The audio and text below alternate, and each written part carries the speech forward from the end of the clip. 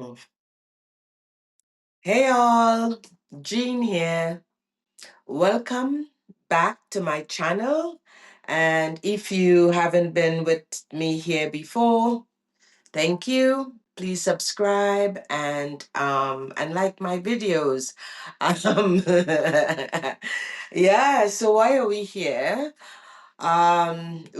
Today I stopped. I didn't have any coffee today. I decided, well, I'm traveling tomorrow, so I decided to have tea, and I had soursop leaf tea, and then I went to work out. But what ended up happening is that I was feeling like shit the whole time, and I couldn't understand why I was feeling so terrible. At first I thought, wow, I must have had too much salt last night, which I probably did. I had two crackers and it was quite salty, so I was like, maybe it's the crackers that I had. But after a little bit more investigating, I realized no, it's not the crackers. It contribute that salt, but it's the fact that I had no coffee.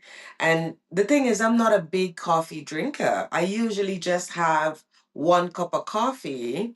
But yeah, I do need. I'm going on a fast very soon, and part of my fasting, I fast in a community together with people and all of that. I'm not on my own, but I'm going to be going on that fast. And part of the prerequisite is, I have to get off coffee and all the all the pleasures of life, right? Coffee, sugar, chocolate, gluten, dairy, the whole nine yards, things that, you have to get off all the things that really doesn't make you feel good. I don't know. I think at some point we don't even know what make us feel good or bad anymore. And I'm going to jump right into this video because today's video is just a random video about women. Yeah, it's random video about women. And I decide to call it a random video about women because there is a bit of, it's not just one, story. There is a bit, and that tend to be my style, right?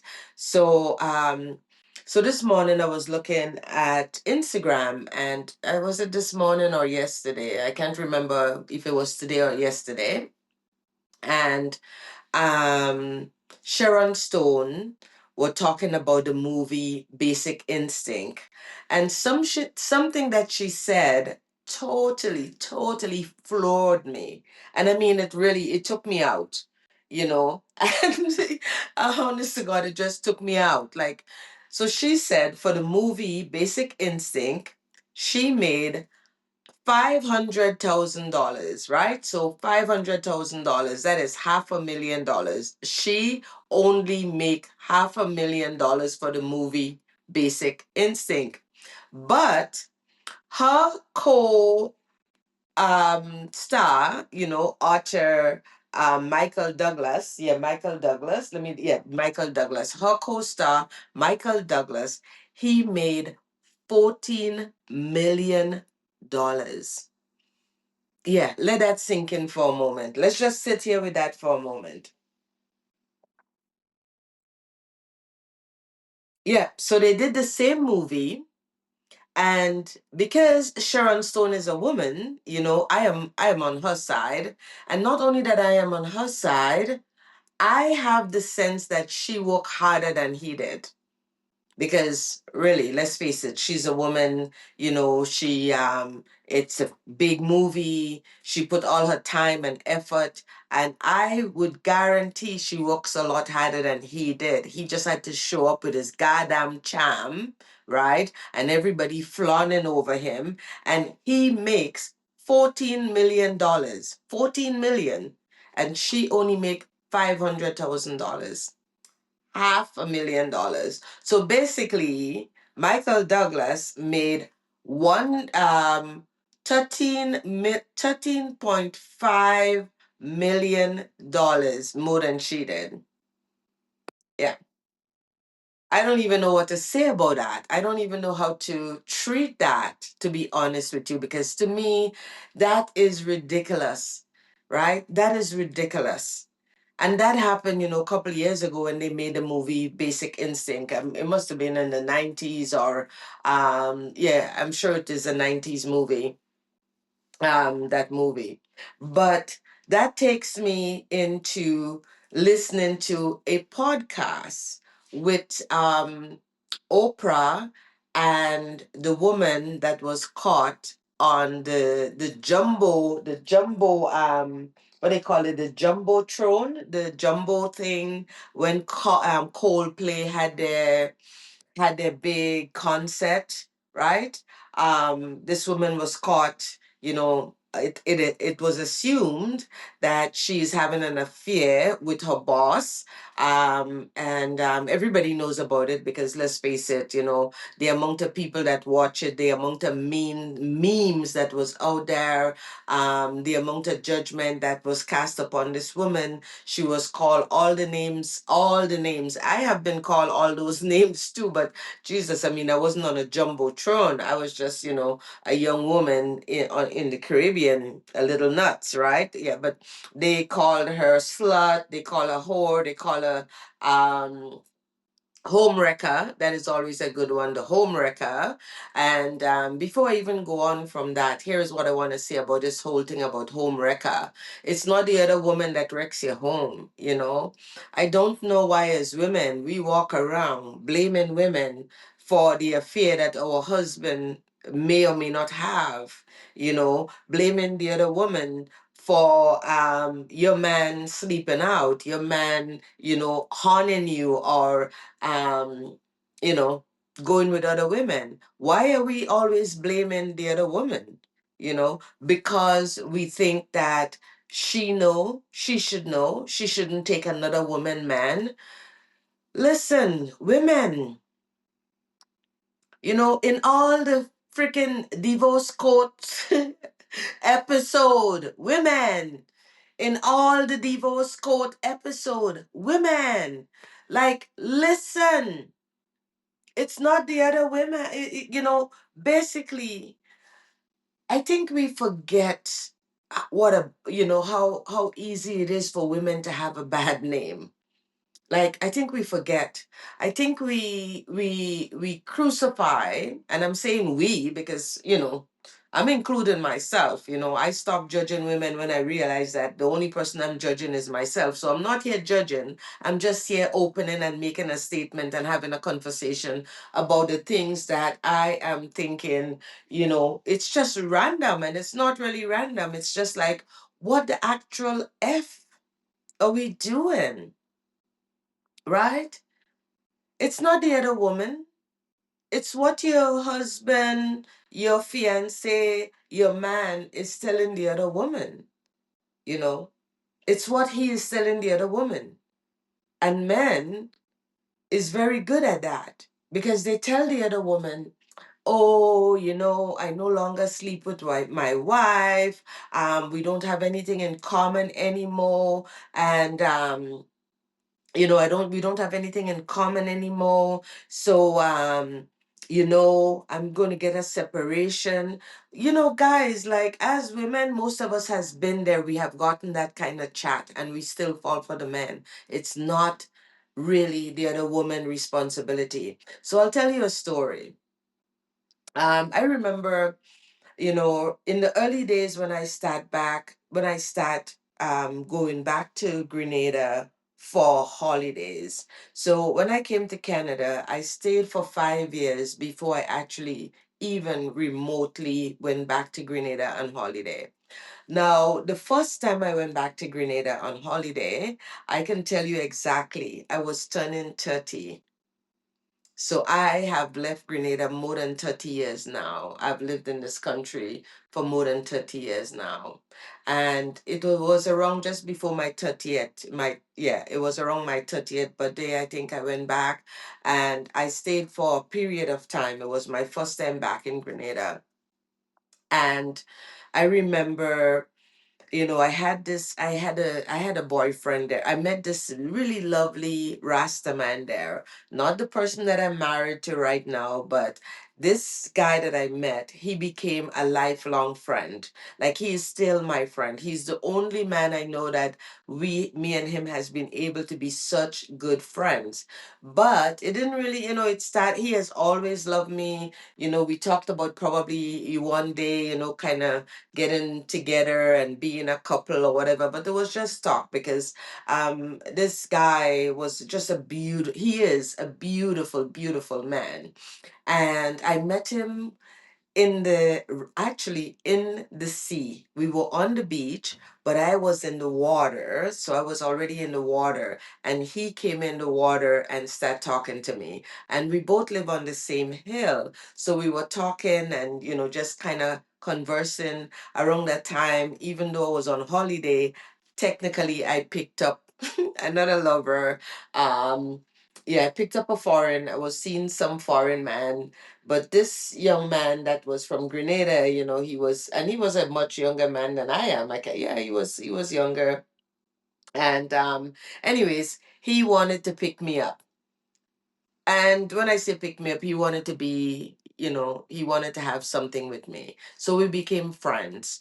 And ultimately, at some point, we tried a lover thing, but that didn't work out. I felt like, I don't know, he was just my friend. So every time I go to Grenada, we will go up to the country, we go to the waterfall, we would go and bathe in the river. We were always going somewhere. He would always pick me up, take me out here and there. And he was somebody that I liked. I genuinely like him. But after the relationship between him and I, if there was a relationship between him and I, it didn't really last very, very long. The friendship, however, had taken, we are still friends to this day. The friendship has lasted forever. And here is how I decide not to have a relationship with him. So one day I was on holiday there, not the first time, by the second or the third or fourth time I went back to Grenada on holiday. um I was on holiday, and of course, he come and pick me up. I'm his good friend. He wants to know how I'm doing, blah blah blah. We went up to the Gulf Coast because where I live in Grenada, the neighborhood that I live in is called the Gulf Coast, because we actually have a Gulf pasture. We have a Gulf Coast on the Gulf Coast. So I live in Grand Anse on the Gulf Coast. And basically, you have to come up the hill. I live on a hill, and then when you get to the top of the hill, it flattens out and it goes up into this big open space that where we play golf and where we hang out. So as local people, we go up to the pasture and we would just hang out in the night. You can see the moon. There's always a beautiful moon. There's a local dude that do local food and sell food late into the night. There is always some kind of a reggae or, kind of a local music playing. Back in the day, it was the place to be late in the evening time. Now and actually, it's still the place to be late in the evening time because when I go home, I still go there. I still go up to the pasture area and sit around and have a drink or, have some food or whatever, especially if it's after a party. Now, I don't party as much as I used to, but that is part of it. So, anyway, one night, I was up there with this particular man that, really likes me and all of that. Now, here's the thing you need to know because he had a woman. He had a woman that he lived with, and this woman, I think by that time, had about 5 or 7 children for him. I don't know if it's 5 or if it's 7. All I know is that um she's the one that was making all his children. And apart from her, from my understanding, he had other people he was seeing that he's living with. But I am the foreign woman. I came home on holiday, so of course he's making time for me. Now, the whole thing is that I know that this man is my friend, and I know that he wants to be with me more than my friend. So this particular night, we up on the Gulf Coast, and we just chatting. And I'm a good talker. I like to have a good conversation. I like to have deeper conversation. And this guy said to me, he said, I don't talk to the woman at home. I don't talk to the woman at home. You know, she's, yeah, I don't even talk to her. And I stand there, um, and he's trying to tell me that he loves talking to me because he can have a conversation with me, but he doesn't talk to the woman at his house. They don't talk. She's not good enough to have a conversation with. She's not smart enough, but she's good enough to have all your children and to stay there having your children without a voice. And do you know, when he said that to me, I look at him differently. I couldn't see him as, I mean, this person is still my friend, but I give him a talk down. I took him off whatever pedestal, whatever manly bullshit he was on, ego driven, pride shit, whatever that was. I took him down from there. I said, dude, you don't ever, ever, ever, ever get to talk to me about your woman like that. You don't ever get to come out here and tell me that you don't talk to the woman that live in your house because she's not good enough for you to talk to. You don't tell me that you don't talk to the woman that live in your house, but she's good enough to make you 10 children. Yeah, I know I said 7 or 5, but I think it was at least 7. He was always, I said, you don't ever, ever, ever, ever tell me that. And because of that as well, I realized that me and you are never going to be in any kind of a romantic thing. It's never going to happen. I don't want to be in any kind of a relationship with a man that decide to, the woman that he's living with is not good enough for him. You know, it's just, I just dress him down. And to this day, I have not, like, this man is still a friend of mine as a friend. I just, oh my God, I'm still upset about that. Don't ever, ever, ever come to me and at taking down your woman. If you live in somewhere with a woman, you cannot come and talk to me about X, Y, and Z and all these different things. I'm not taking it. I'm not hearing it. I am a woman's woman. And if you think I'm a lesbian, fine, you go ahead and think that. I'm not. But, you know, I Yeah. So I never really understand the way other women judge women. I don't understand the way other women, you know, nitpick and make women feel bad. Now this woman from the Jumbotron thing, when the Coldplay had their big event, their big concert, she was on Oprah today, as I mentioned before. So she was on Oprah today, and they were talking about the in all the 3 billion people, 3 billion times or whatever, the 3 billion people that harass her or download and look at that particular video online, like 98% of them was women. Anyway, somewhere in the 90s, all it was women.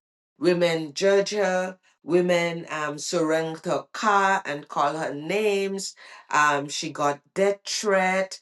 Um, she lost her job. All these things because a man told her he is separated and she was separated. So she went out with this person. And he lied, by the way. Let's not forget that. He lied. He wasn't separated. Hence, you know. Plus, Nobody knew the story. Nobody knew why those two people were there. It was just an assumption. Everybody just make an assumption that they are having an affair. The woman has not even been, you know, they haven't even been together in that kind of a way yet. The affair has just began, didn't go anywhere, right? And I just had to come on here and speak on that because the truth is, I have been witnessing that so much lately. The world is in so much turmoil, and the world is in so much turmoil and so much shit. And I have been witnessing this, this concept of women just degrading other women and calling other women name and taking other women down. And oh my God, like I think as a woman, we need to stop it. I know that we have to stop it. This is my pillows that I put back here so I can, have some good sleep. We really need to stop it. On top of that, well, here is the opposite side of that. I was looking at this show that Canada have called Virgin River, and Virgin River is on Netflix. And I was looking at this, one of the women on Netflix, one of the women in the show, well, on the show, not outside the show, she has cancer or breast cancer. And it shows where she is going in for chemotherapy, and all her friends, all the women that is her friends, the ladies that sew together and knit together, um, they all went to her chemotherapy with her. They all went to her chemo session with her. And that is the other side of women, right? That is the side that I want to be on. That is the side of women I want to play on. The side of women that gathers together when their sister is sick, when their sisters, and I'm using the word sisters, meaning friend, mother, daughter, whatever, when they are not well, we show up. I heard Mama Gina said that one time about one of her clients that that has been in one of her cohort in one of her group program, and that sister goddess, Mama Gina call her women sister goddess, and we need Mama Gina, we need more of you. We need more of the people like Mama Gina, the people that, you know, hold women and really weep with women and understand our wounds, our trauma. Like we are traumatized. We have been traumatized from the time we come out of the womb. And it's amazing that I just saw this whole thing about, I understand that women has not been like in the Bible. Well, there's women in the Bible, but there's no, like chapters where, like Mary Magdalene and all these kind of women that's supposed to be in the Bible and all these things. And somehow we are the one that burden men. We are the one that burden the world. We have Mama Earth. Like we are the birthers. We are the we are the ones that actually grow these things in our belly with just a little bit of a seed from a man, and yet still we are the ones that they persecute.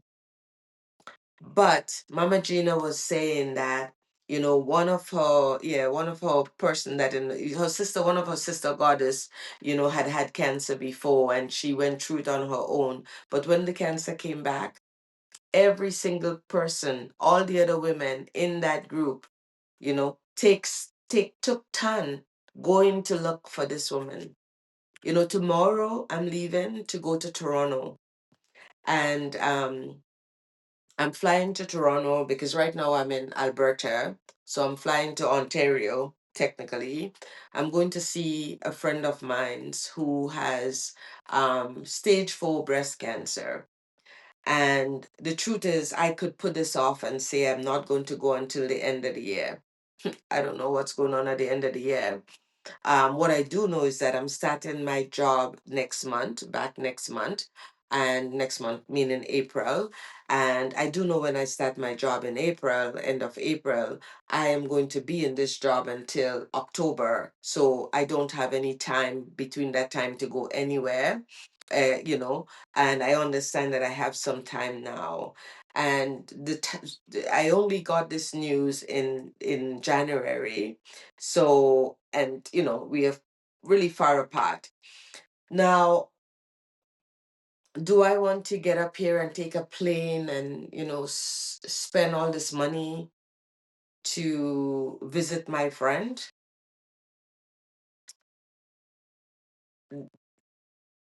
Um, the first part of it, get up here and, you know, have to, because I made this, this decision to live inside of my means, but traveling right now means that I just jump out from inside of my means.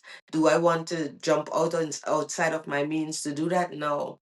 But do I want to go and be there for my friend, my sister friend, the person I really care about? Do I want to be there for this person? Yes, 100%. And for me, if it means that I just have to get my on the plane and be there for my friend. I mean, she didn't ask me to come. So, but what I do know is that I want to be like the women in Virgin River that shows up for their friends no matter what. I want to be the woman, the sister goddess that I am, because I have done lots of Mama Gina program. I want to be the sister goddess that I am also and show up for my sister friend. Anyways, I'm going to leave this video here. Um, Subscribe and like my videos and do less, be more. And yeah, follow me. I have really good content. And yeah, I have really great content and I'm showing up. And if you got to all the way here, Jesus, I love you for sitting through this video. Yeah, it takes you showing up for me and I showing up for you. So subscribe, like my channel, share this video with all your other women friends, and I'll see you in the next one. Thank you.